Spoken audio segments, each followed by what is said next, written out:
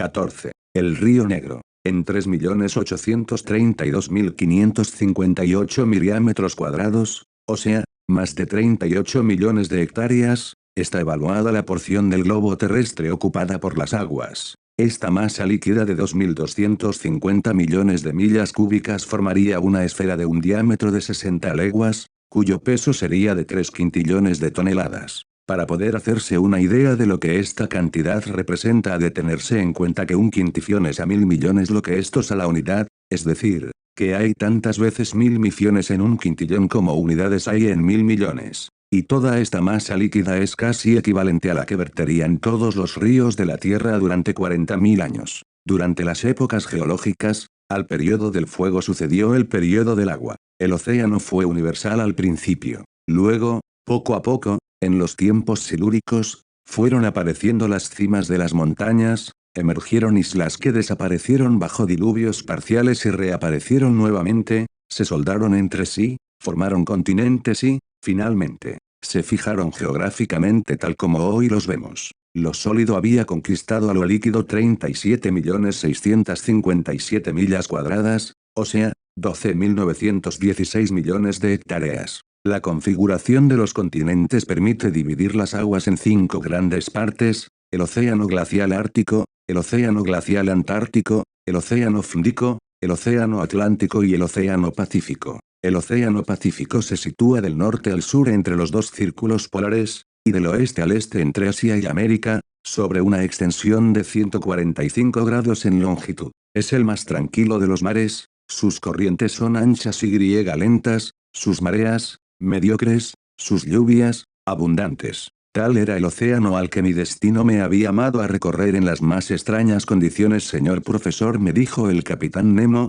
si desea acompañarme voy a fijar exactamente nuestra posición y el punto de partida de este viaje. Son las 12 menos cuarto. Vamos a subir a la superficie. El capitán Nemo pulsó 3 veces un timbre eléctrico. Las bombas comenzaron a expulsar el agua de los depósitos. La aguja del manómetro iba marcando las diferentes presiones con que se acusaba el movimiento ascensional del Nautilus, hasta que se detuvo. Hemos llegado, dijo el capitán. Me dirigí a la escalera central que conducía a la plataforma. Subí por los peldaños de metal y, a través de la escotilla abierta, llegué a la superficie del Nautilus. La plataforma emergía únicamente unos 80 centímetros. La proa y la popa del Nautilus remataban su disposición fusiforme que le daba el aspecto de un largo cigarro. Observé que sus planchas de acero, ligeramente imbricadas, se parecían a las escamas que revisten el cuerpo de los grandes reptiles terrestres. Así podía explicarse que aun con los mejores anteojos este barco hubiese sido siempre tomado por un animal marino.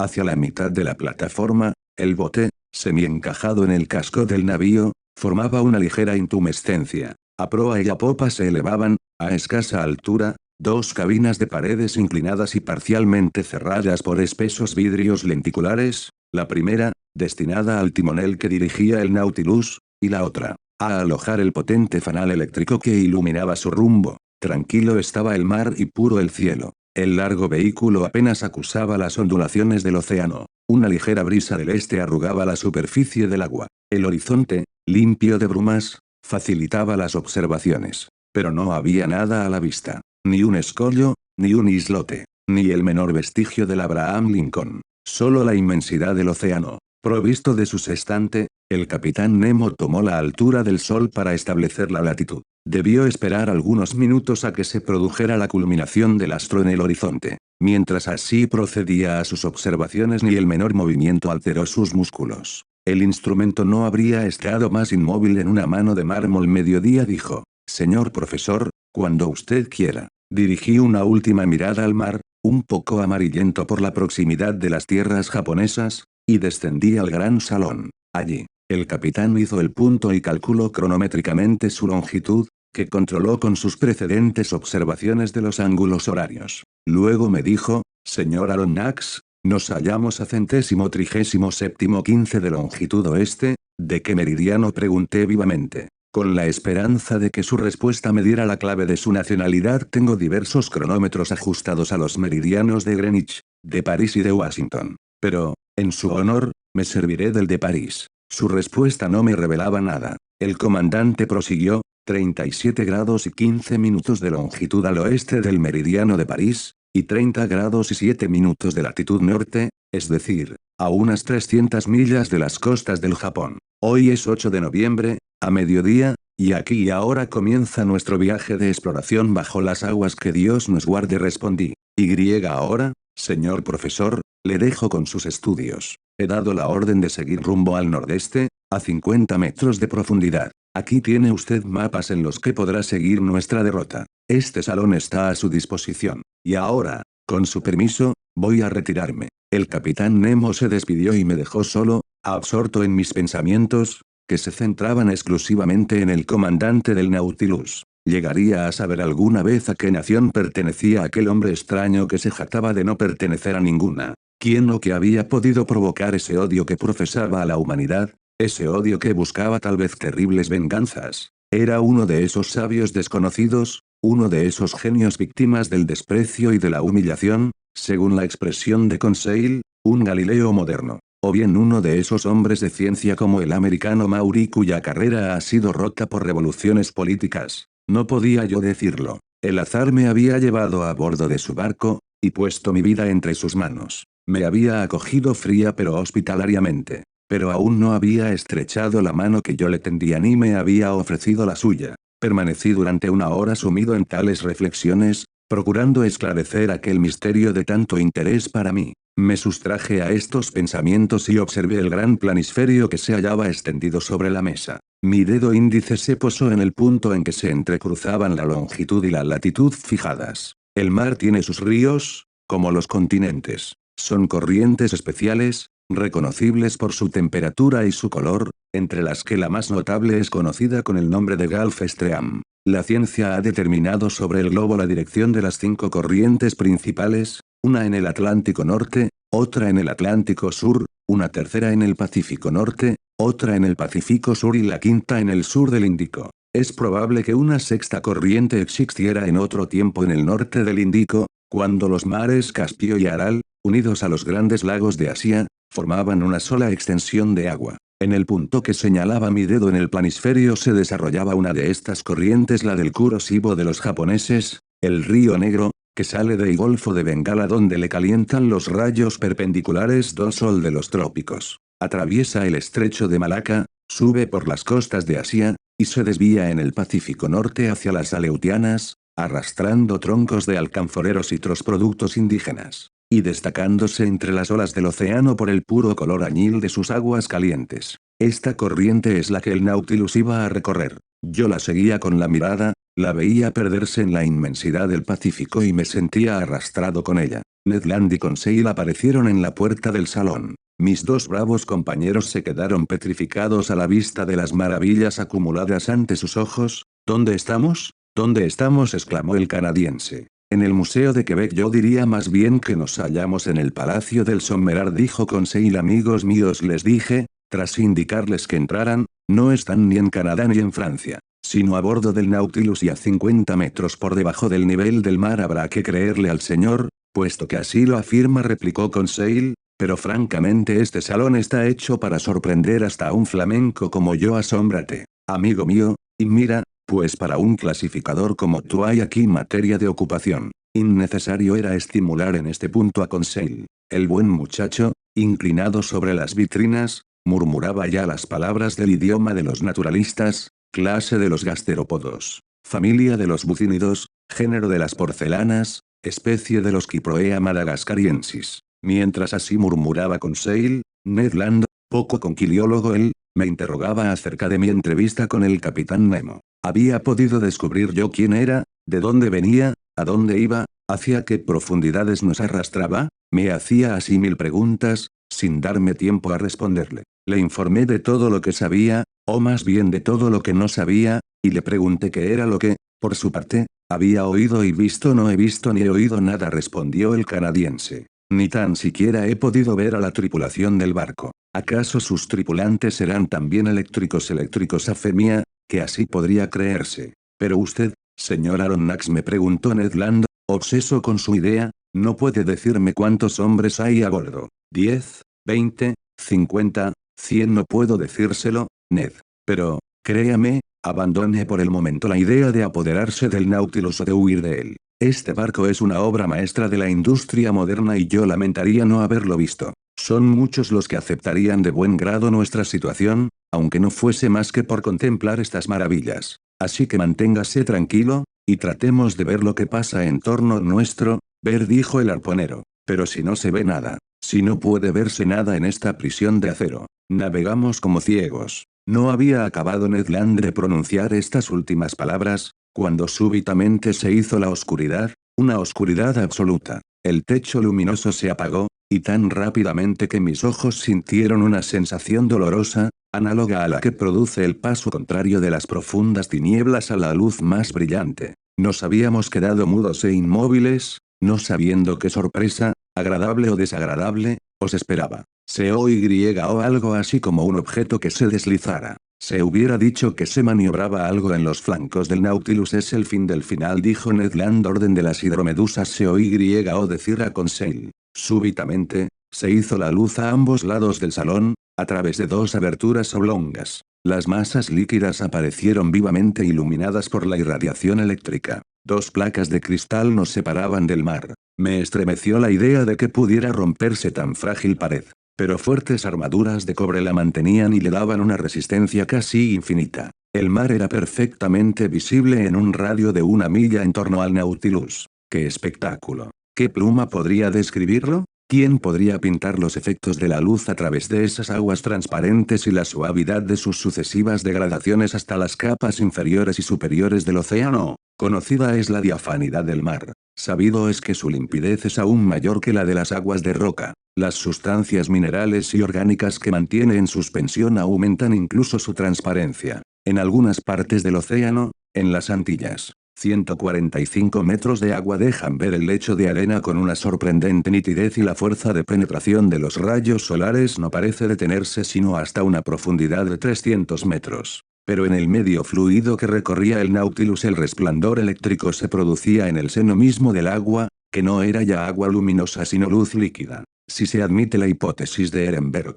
que cree en una iluminación fosforescente de los fondos submarinos, la naturaleza ha reservado ciertamente a los habitantes del mar uno de sus más prodigiosos espectáculos, del que yo podía juzgar por los 1000 juegos de aquella luz. A cada lado tenía una ventana abierta sobre aquellos abismos inexplorados. La oscuridad del salón realzaba la claridad exterior, y nosotros mirábamos como si el puro cristal hubiera sido el de un inmenso acuario. El Nautilus parecía inmóvil. La causa de ello era que faltaban los puntos de referencia. A veces, sin embargo, las líneas de agua, divididas por su espolón, huían ante nosotros con gran rapidez. Maravillados, con los codos apoyados en las vitrinas, permanecíamos silenciosos, en un silencio que expresaba elocuentemente nuestra estupefacción. Conseil rompió el silencio, diciendo, ¿quería usted ver, Ned? Pues bien, vea, es curioso. Curiosísimo, dijo el canadiense, que, olvidando su cólera y sus proyectos de evasión, sufría una atracción irresistible. Se vendría aquí de más lejos incluso para admirar este espectáculo, exclamé, ahora puedo comprender la vida de este hombre. Se ha hecho un mundo aparte que le reserva sus más asombrosas maravillas. Pero ¿y los peces?, dijo Ned Land. No veo peces, ¿y qué puede importarle, amigo Ned?, dijo Conseil, puesto que no los conoce usted decirme eso a mí, a un pescador como yo, exclamó, indignado, Ned. Y con este motivo se entabló entre los dos amigos una discusión, pues ambos conocían los peces, pero cada uno de una forma muy diferente. Sabido es que los peces son la cuarta y última clase de la ramificación de los vertebrados. Se les ha definido muy justamente como vertebrados de doble circulación y de sangre fría que respiran por branquias y viven en el agua. Componen dos series distintas, la de los peces óseos, es decir, la de aquellos cuya espina dorsal está constituida por vértebras óseas, y la de los peces cartilaginosos, cuya espina dorsal está hecha de vértebras cartilaginosas. El canadiense conocía tal vez esa distinción, pero Conseil sabía mucho más y, unido ya él por una fuerte amistad, no podía admitir que fuese menos instruido que él. Así, le dijo, amigo Ned, ¿es usted un matador de peces? Un hábil pescador que ha capturado un gran número de estos interesantes animales. Pero apostaría algo a que no sabe usted clasificarlos, si respondió seriamente el arponero. Se les clasifica en peces comestibles y en peces no comestibles. Esa es una distinción gastronómica. Pero dígame si conoce la diferencia entre los peces óseos y los peces cartilaginosos. Creo que sí, Conseil, y la subdivisión de esas dos grandes clases. Me temo que no, respondió el canadiense. Pues bien, amigo Ned, escúcheme bien y reténgalo. Los peces óseos se subdividen en 6 órdenes: los acantopterigios, cuya mandíbula superior es completa y móvil y cuyas branquias tienen la forma de un peine. Este orden comprende 15 familias, es decir, las 3/4 partes de los peces conocidos. Su prototipo podría ser la perca, que está bastante buena, dijo Ned Land. Otro orden es el de los abdominales, que tienen las aletas ventrales suspendidas bajo el abdomen y más atrás de las pectorales, sin estar soldadas a las vértebras dorsales. Orden que se divide en 5 familias que comprenden la mayor parte de los peces de agua dulce. Tipos: la carpa y el lucio, puaf, exclamó,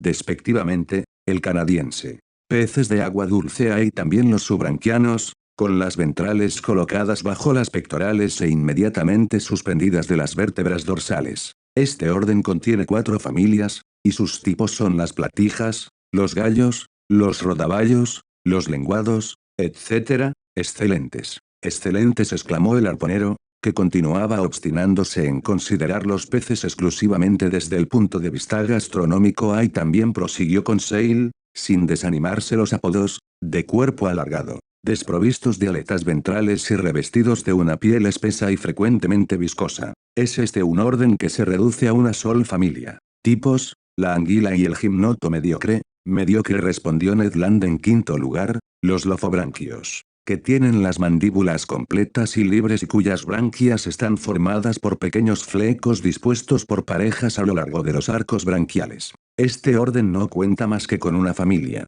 Tipos: los hipocampos y los pegasos dragones. Malo, malo, replicó el arponero. Y sexto y último, el de los plectognatos, cuyo hueso maxilar está fijado al lado del intermaxilar que forma la mandíbula, y cuyo arco palatino se engrana por sutura con el cráneo, lo que le hace inmóvil. Este orden carece de verdaderas aletas ventrales, se compone de 2 familias y sus tipos son los tetrodones y los peces luna, que bastarían por sí solos para deshonrar a un caldero, dijo el canadiense. ¿Ha comprendido usted, amigo Ned?, preguntó el sabio Conseil. Ni una palabra, amigo Conseil. Pero siga, siga, es muy interesante. En cuanto a los peces cartilaginosos, prosiguió, imperturbable, Conseil, tienen tan solo 3 órdenes. Tanto mejor, dijo Ned. En primer lugar, los ciclóstomos, cuyas mandíbulas están soldadas en un anillo móvil y cuyas branquias se abren por numerosos agujeros. Una sola familia cuyo tipo más representativo es la lamprea. Hay a quien le gusta, respondió Ned Land. Segundo,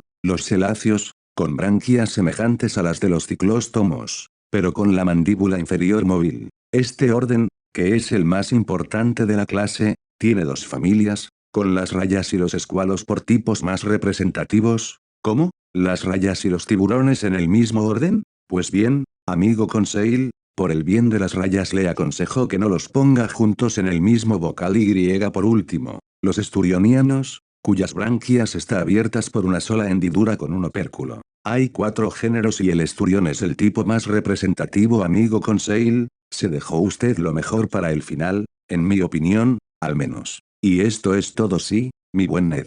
Pero observe usted que saber esto es no saber nada, pues las familias se subdividen en géneros, subgéneros, especies, variedades. Pues mire, Conseil, dijo el arponero, inclinándose sobre el cristal. Mire esas variedades que pasan. En efecto, son peces, exclamó Conseil. No sé creer en un acuario, no respondí. Pues un acuario no es más que una jaula, y esos peces son libres como el pájaro en el aire. Bueno, Conseil, nómbremelos, dígame cómo se llaman. Ande, dijo Ned. No soy capaz de hacerlo, dijo Conseil. Eso concierne al señor. Efectivamente, el buen muchacho, empedernido clasificador, no era un naturalista. Yo creo que no era capaz de distinguir un atún de un bonito. Lo contrario que el canadiense, que nombraba a todos los peces sin vacilar. Un baliste, había dicho yo. Y es un baliste chino, respondió Ned Land. Género de los balistes, familia de los esclerodermos, orden de los plectognatos, murmuró Conseil. Decididamente,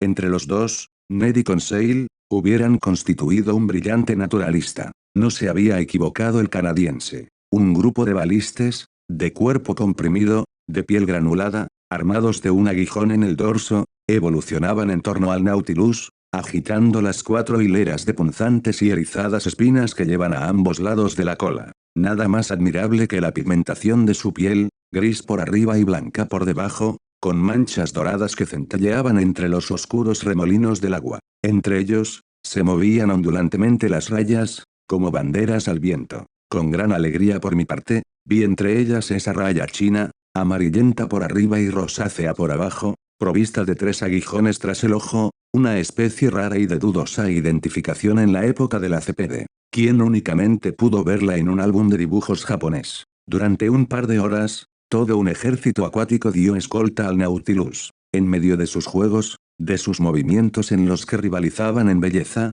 brillo y velocidad, distinguí el labro verde, el salmonete barbatus, marcado con una doble raya negra, el gobio eleotris, de cola redondeada, de color blanco salpicado de manchas violetas en el dorso, el escombro japonés, admirable caballa de esos mares, con el cuerpo azulado y la cabeza plateada, brillantes azures cuyo solo nombre dispensa de toda descripción, los esparos rayados, con las aletas matizadas de azul y de amarillo, los esparos ornados de fajas con una banda negra en la cola, los esparos zonéforos, elegantemente encorsetados en sus 6 cinturas, los aulostomas, verdaderas bocas de flauta o becadas marinas, algunos de los cuales alcanzaban una longitud de 1 metro, las salamandras del Japón, las morenas equirnias, largas serpientes con ojos vivos y pequeños y una amplia boca erizada de dientes. Contemplábamos el espectáculo con una admiración infinita que expresábamos en incontenibles interjecciones. Ned nombraba los peces,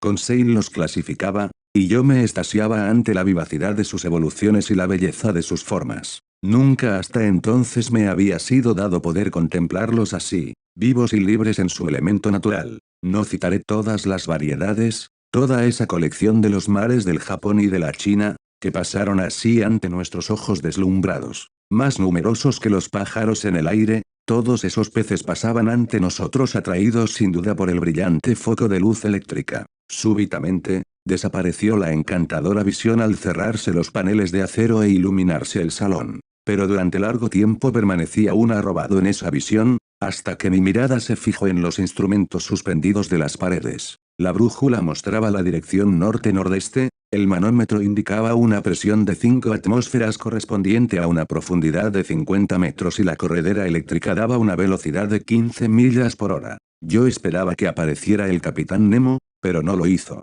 Eran las 5 en el reloj. Ned Land y Conseil regresaron a su camarote y yo hice lo propio. Hallé servida la comida, compuesta de una sopa de tortuga, de un múlido de carne blanca, cuyo hígado, preparado aparte, estaba delicioso, y filetes de emperador cuyo gusto me pareció superior al del salmón. Pasé la velada leyendo, escribiendo y pensando. Luego, ganado por el sueño, me acosté y me dormí profundamente, mientras el Nautilus se deslizaba a través de la rápida corriente del río Negro.